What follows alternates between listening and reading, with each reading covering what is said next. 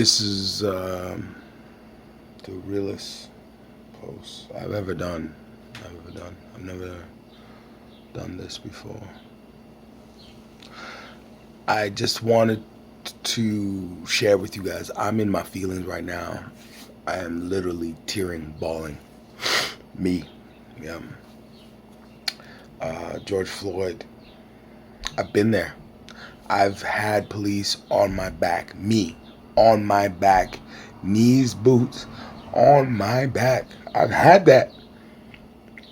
I've had. I was married to the Amy Cooper. The false flag calling, police dialing. Oh my God, I'm in pain. I've lived that and I'm still here.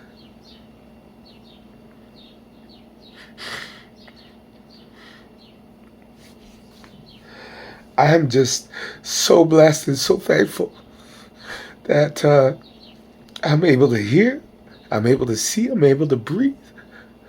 Even though the tears and the emotions are preventing me from breathing as deep as I would like, but I can still breathe. I've had police pointing guns in my face. I've had police falsely accuse me, arrest me, rough me up. I mean, everybody knows me. Knows I'm a big dude, so police feel threatened, you know? Police have come running around the corners at me in the dark with their guns drawn on grass where there's rocks and divots, and anything could have tripped them up and pop, pop, pop. That's real.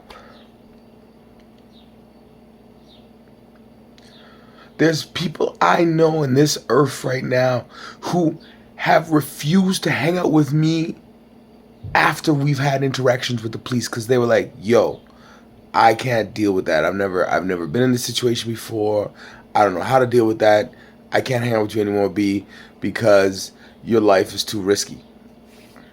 Because they got pulled out of a car, handcuffs, guns on them on the side of a road. And I do my best. I educate people. I educate grown people, women, white women, colorless women, however you want to refer to them as, European Americans, European Canadians, however you want to look at it. And, I've attempted to explain to them, especially in this last week, and help educate them. And some of them have got it. Some of them fire, ignited, lit. Their brains went boom, and they ran with it. And now they're posting, they're educating themselves, they're talking to people, they're sharing amongst their own people, their brethren, their children. And then there's the others who are just like, come on, Baba, it doesn't make any sense for them to be loot. You know what? The reason why people are looting and the reason why people are rioting is because it's like a child. If you've ever had a child or a dog or anything like that, where if they're not being listened to or not getting the attention that they get or they want or they need or whatever they're trying to communicate, they will cry. An infant will cry, will bawl until you give it its attention. A dog will tear up your shoes, rip up your couch, eat stuff, toilet paper, all that kind of stuff, because they're so frustrated. They don't know how to deal with that emotion, those feelings, so they will act out. These are human beings that are upset exactly how I feel right now, but they have a little less maybe experience than I have, or a little bit less patience or calm, or I don't even know. But they are tired and they're frustrated and they are attempting to have their voices heard. And I was watching Trevor Noah. Trevor Noah said it best. He's like, listen, society is a contract that we all signed when we signed up for this, meaning life. And we all signed up saying, okay, everybody's going to do their part. Everybody's going to take care of each other. Everybody's going to look out for each other. Everybody's going to be peaceful. Everybody's going to abide by the laws. Everybody's going to, we're going to treat our kids. We're going to teach our kids properly. And we're all going to, work towards making our world even better. That's what society is. And when you see that there's a group of individuals, a specific group of individuals who are actively, violating that contract that we've all indirectly and indiscriminately signed by being a part of this life, and blatantly disregarding human life and this contract. And then there's the even more few that are put into positions of order and justness. You know, they're supposed to kind of, okay, the sheep are kind of getting out of the lane, or the herd's kind of going off this way, you know, to kind of bring it back over, you know. That's what the police are supposed to be. They're supposed to be there to serve us and to protect us, you and me. Not just you, not just them, not just that dude over there, those people over there. Us. Serve and protect us, all of us. And when you see these police blatantly, like what that officer did in Minneapolis, immediately, as soon as I saw it, because I saw it within an hour of it happening, I just happened to be on the Twitter feed of the individuals that were there, and I saw it literally an hour after it was happening, so it was fresh. His life, his soul was still circling around. And I remember looking at the video, and I'm seeing Mr. Floyd, George Floyd, remember his name, looking up at that camera of the people filming. I've been there. And I connected with him on a way I've never really connected with anybody that I've ever seen dying before. And unfortunately, I've seen people die before. And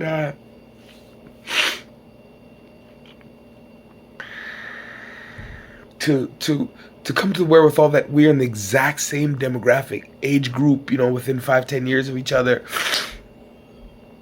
you know, height, shape, you know.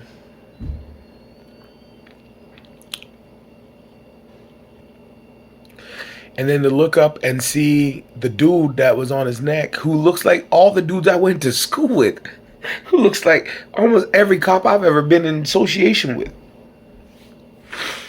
The dudes that I used to hang out with on Electric Avenue in Calgary, and hang out in Vancouver and Edmonton, White Avenue, and in Toronto, and New York, and LA, and in Miami, and in West Palm Beach, all the places I've traveled, they look just like the same dudes. And, you know, they also look at those dudes that are like my homies, that are my friends, but then they flip the script on me, like when I was 12 years old and my best friends ganged up on me. 3-4 of my white best friends at the time, we'd been friends since we were, you know, 5-6 years old. And then all of a sudden, they're ganging up on me and jumping on me, and I'm getting stomped while on the front lawn of my black friend's house, who are inside the house looking through the blinds. And I asked them to come outside and help me, back me up. And there's 3 or 4 of my boys inside the bedroom in the basement of their house looking through the blinds while I'm outside on the front lawn getting ganged up on and beat up by my white friends.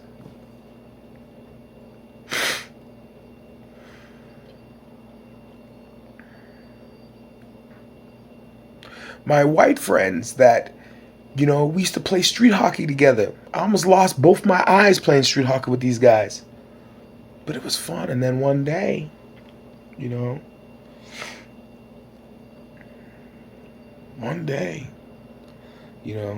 and he knows who he is. If I call his name out right now, he knows exactly who he is. Him and his 2 brothers, you know.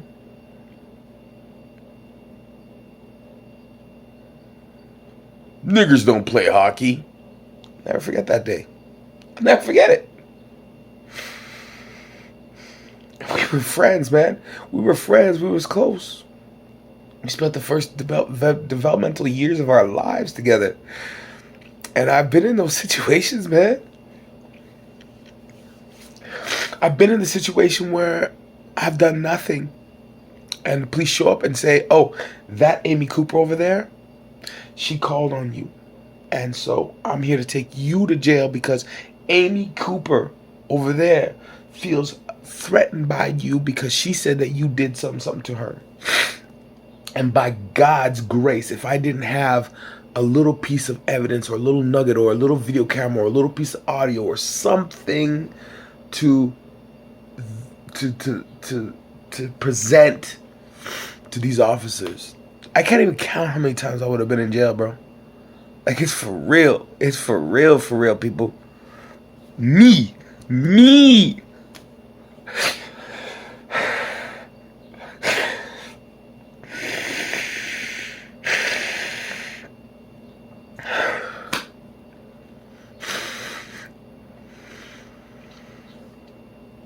I learned a long time ago that by the time they're like, teenagers, adults, the Amy Coopers of the world, the police officer, what's his face, they're hardened. They're jaded. They're already stuck in their ways.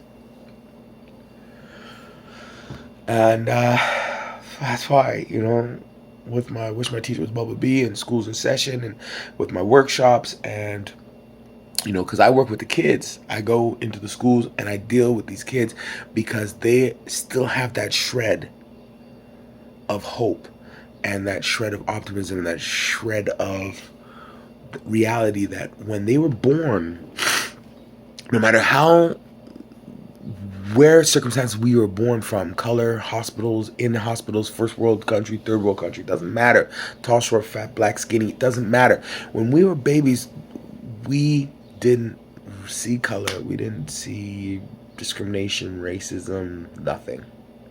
But from the moment we left that hospital, whether it was the first nurse or the first parent or the first mother or the first sibling, from that moment, or the grandparent that came there, and that baby was there and sitting on the mom's suckle and whatever, and that grandparent or that father or that mother, or whoever said, since when did they let niggers be nurses? Or when did they let all these packies? Or whatever the terminology, the racist, discriminatory terminology that came out that moment after, whether it was when they were leaving the hospital and they had to take a cab, or within the first 6 months or a year and a half when baby's sitting in the back seat facing the other way, because babies sit facing backwards in the seat, and all they hear is the audio from their mommy and their daddy or their caregivers, grandparents, whatever, talking about effing backies this and effing niggers that, or whatever in the front seat of that car.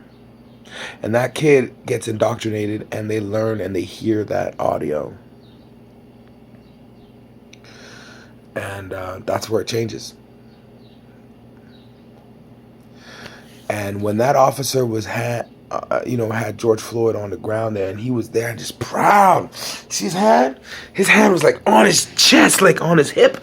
Like he was just like, I just took me down this big lion or this big buck or this big wildebeest or this big elephant or whatever. Like those big game hunters, they got that look on their face. That's exactly what that officer had on his face, man. He was proud. He's like, I've done this before. I've done this several times before. I've done this so many times that in broad daylight, when you're filming me right now, I don't even care. And I have so much power that my partner who's standing right there, not even looking down at me, not even going, hey, Bill, hey, Chuck, Steve, Earl, whatever your name is, I think he's had enough, buddy. Not even going to hold him accountable. Not even be like, yo, bro, he's had enough. Yeah, he's done, man. He's done. Time out. He's done.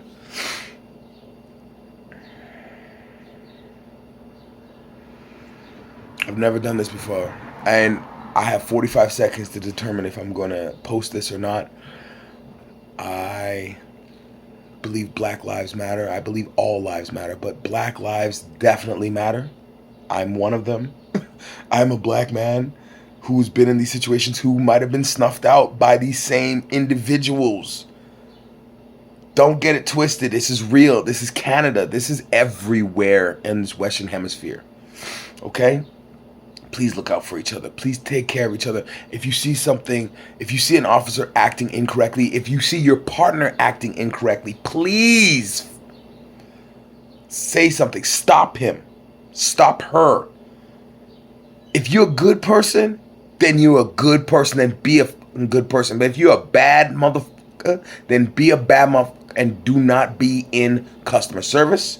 Don't be in any organization or any kind of industry where you have to deal with other human beings. Go live up in the bush.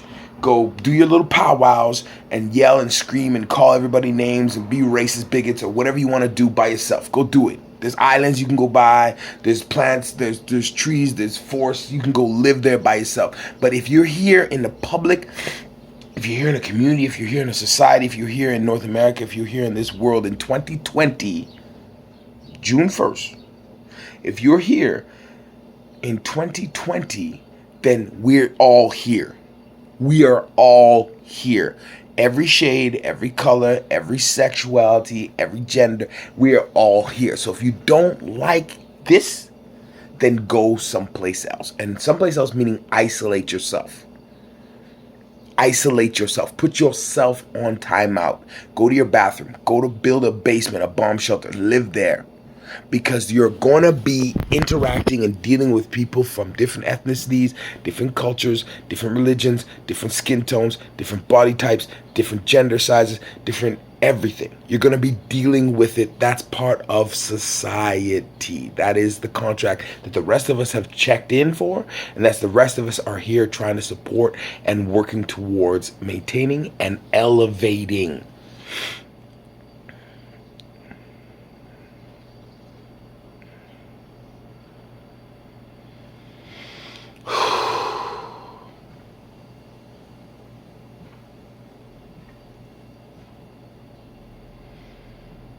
Let's all just take a breath for the Eric Garners and the George Floyds who their last words were, "I can't breathe." Like, everybody knows when you are wrestling or anything, you know, when you tap out, you can't breathe anymore. All right, that's when you let up. Everybody knows that. It's like when you're playing with your little brother or your sister and you're sticking the pillows on their face and you got a pillow fight or whatever, and they say, "I can't breathe," you stop. If you continue on after that, that's murder. That means you've made the decision in your mind that you're going to choose to ignore pleas for help and to stop. Bun you. Whatever happens to that police officer, bun him. I'm so proud of the Minnesota Police Department for alienating themselves from this gentleman and the rest of his team as quickly as they did. I've never seen that before in my life. Within 12 hours? Within 12 hours, they were like, "Nope, bro. You do not have this police union supporting you. You don't have the resources of the police union. You don't have none of that. We are distancing ourselves from you." That was champion moves. My question is right now, though, how many other police officers, and let's just put it out there, how many police officers, law enforcement, have killed, removed the life of another human being on film, whether it's film, video, live stream like Facebook, all that kind of stuff, and have walked? Even though they were charged, maybe, because some of them just walk clear. They never ever get charged. But were charged or not, but walked from the charges. I want somebody, please comment below. Let me know. Let us all know. I want to see the number. I got to see it. So please do your research, do your facts, figure it out, and then please comment below. Please take care of each other. Black women, black men, women, men of all colors and races. I appreciate you. I love you. You guys know that. However, there's some people amongst us who are demons. They are evil. They're sad. They need hugs. They need to go and time out. They need to go isolate. They need to go put themselves wherever they need to go by themselves, not with the whole crew of them. They have to go by themselves and deal with their own demons and darkness and shadows and their own diaspora that's going on inside their own brain. And the scary thing is, I'm about to say something, and I don't want it to be my last words. Peace. Take care of each other. And if I don't make it, if I walk out these doors and these cops jump on me, please don't forget my name. Keep my name up in your lips and continue on. Advocate, fight, protest. Let them know that we will not go quietly into the night. We all just people, man. We all got to squat to poop. Like, what's going on out here? Thank you for sharing some time with me. Peace.